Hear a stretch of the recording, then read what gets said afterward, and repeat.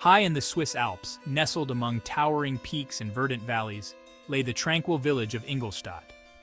It was here that Victor Frankenstein, a young man of insatiable curiosity, spent his youth. From a tender age, Victor was captivated by the mysteries of the natural world. He devoured books on natural philosophy, fascinated by the intricate mechanisms that governed life itself. My thirst for knowledge soon extended beyond the dusty pages of ancient texts. I yearned to unlock the secrets of life, to conquer death itself. This ambition, noble in its intent, would ultimately become my undoing. Driven by his relentless pursuit, Victor immersed himself in anatomy and alchemy, the forbidden knowledge of his time. He spent countless hours in charnel houses and dissecting rooms, his hands stained with the residue of life and death. He believed that if he could understand the delicate balance of life, he could recreate it, defying the natural order. His obsession grew, consuming his every thought and action. Driven by this all-consuming ambition, I embarked on a perilous journey, a path that would lead me to confront the very essence of creation and the horrifying consequences of tampering with forces beyond human comprehension. After years of tireless research and experimentation, the fateful night arrived. In a secret laboratory, hidden away from the prying eyes of the villagers, Victor Frankenstein assembled his creation. It was a grotesque symphony of human parts, stitched together with meticulous care. As lightning flashed outside, illuminating the room in a macabre dance of light and shadow, I threw the switch that would animate my creation. The creature twitched, its limbs spasmed, and with a gasp it drew its first breath. The impossible had happened. I had breathed life into inanimate matter. But the triumph was short-lived. The moment he beheld his creation, a wave of revulsion washed over him. The creature, once a source of fascination and pride, now filled him with an unspeakable horror. Its skin, stitched together from various cadavers, had a sickly pallor. Its eyes, salvaged from a deceased donor, held a vacant, unsettling gaze. The creature, though alive, was an abomination, a grotesque mockery of human life. Overwhelmed by the monstrosity I had unleashed upon the world, I fled my laboratory in terror, abandoning my creation to an uncertain fate. The creature, abandoned by its creator, awoke in a world it did not understand. It was a world of strange sights, sounds, and sensations. It felt the sting of cold air on its patchwork skin and the pangs of hunger gnawing at its insides. It saw its reflection in a pool of water and recoiled in horror. It was hideous, a patchwork monstrosity that instilled fear and revulsion in all who beheld it. Driven by instinct and a desperate need for sustenance, I stumbled out of the laboratory and into the surrounding wilderness.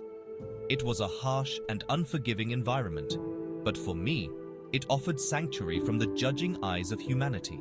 It learned to forage for food, scavenging berries and roots to survive. It sought shelter in caves and beneath the cover of dense undergrowth, hidden from a world that rejected its very existence. But despite its monstrous appearance, the creature possessed a nascent intelligence, a capacity for learning and understanding that belied its grotesque exterior. It observed the animals, mimicking their movements and learning to navigate its surroundings. News of strange occurrences began to spread through the once peaceful village of Ingolstadt. Shepherds spoke of a monstrous figure lurking in the shadows of the mountains, its eyes glowing with an eerie light. Farmers whispered tales of livestock disappearing in the night, their remains found mangled and half-eaten. Fear gripped the hearts of the villagers. We had lived our lives in the shadow of the mountains, but now it seemed something sinister had awakened within their depths. Armed with pitchforks and torches, we ventured into the forest, determined to hunt down the beast that terrorized our community. Unbeknownst to the villagers, the creature observed them from the safety of its hiding place. It watched their movements, listened to their conversations, and slowly began to comprehend the language of humans. It learned of their fear, their hatred, and their utter rejection of anything that deviated from the norm. I realized that I was different, an outcast, a monster in the eyes of those I yearned to understand. The creature, once driven by instinct, now grappled with a burgeoning sense of self-awareness. It realized that it was different, an outcast, a monster in the eyes of those it yearned to understand. Meanwhile, Victor Frankenstein, haunted by the consequences of his actions, had returned to Ingolstadt. He had tried to bury the memory of his creation, to convince himself that it was nothing more than a nightmare. But the whispers and shadows of his past followed him relentlessly. The villagers' tales of a monster in their midst filled me with dread. I knew deep down that the creature I had abandoned was responsible for the terror that gripped Ingolstadt. Guilt and fear gnawed at my conscience. I had brought a monster into the world, a creature capable of unimaginable horror. Yet a flicker of responsibility still flickered within me. I knew I had to confront my creation to right the wrong I had unleashed upon the world.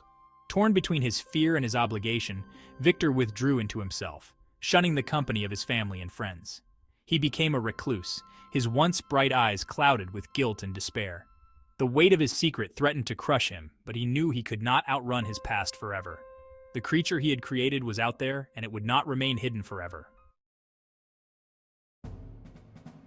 Driven by a sense of responsibility and a desperate need to atone for his sins, Victor Frankenstein embarked on a perilous journey to track down his creation. He followed the creature's trail through dense forests, across treacherous mountain passes, and into the desolate wastelands of the Arctic. He endured harsh weather conditions, his body pushed to its limits as he pursued the creature relentlessly. Along my journey, I discovered evidence of the creature's passage. I found abandoned campsites where the creature had sought shelter. I discovered the remains of animals, their bones picked clean, a testament to the creature's growing strength and savagery. With each passing day, my resolve wavered.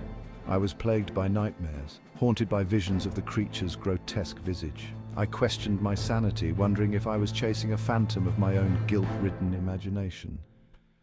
But I dared not stop.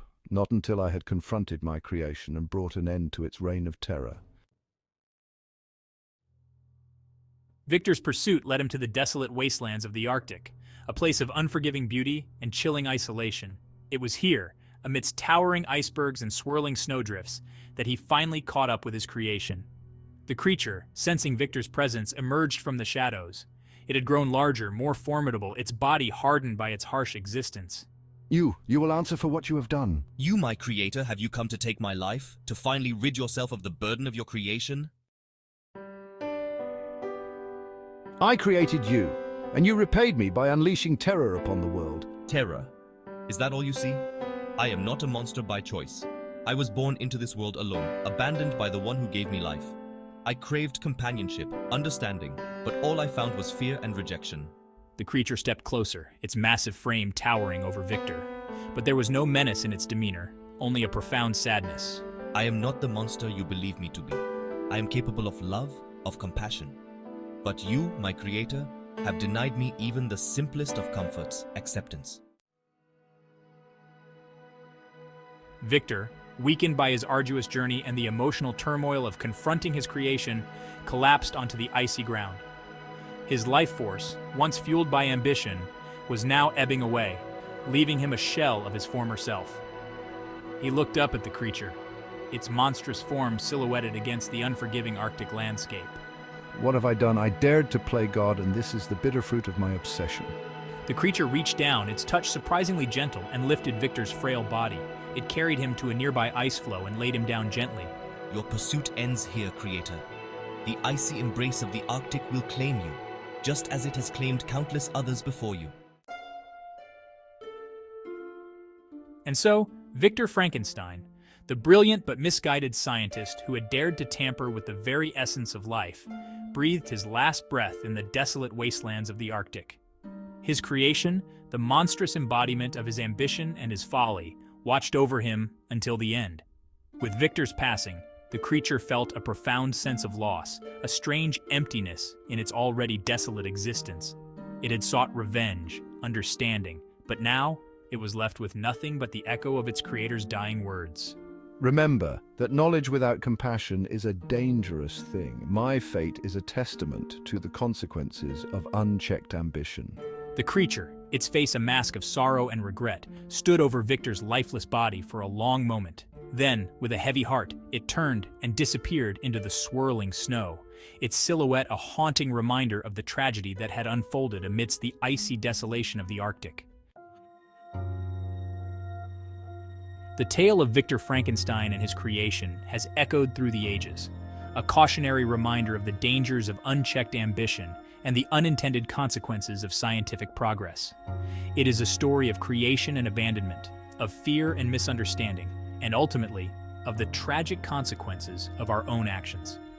Victor's legacy is one of sorrow and warning. His pursuit of knowledge, while noble in its intent, led him down a dark and destructive path. In seeking to conquer death, he created a monster, both literally and figuratively. The creature, born from Victor's hubris, became a symbol of the other, a reflection of our own fears and prejudices. It is a reminder that true monstrosity lies not in physical appearance, but in the capacity for cruelty and indifference that resides within us all. The story of Frankenstein serves as a timeless warning that we must temper our ambition with compassion, our pursuit of knowledge with a respect for the sanctity of life. For in the end, we are all bound by the same fragile threads of existence, and the consequences of our actions, like ripples in a pond, can be felt for generations to come.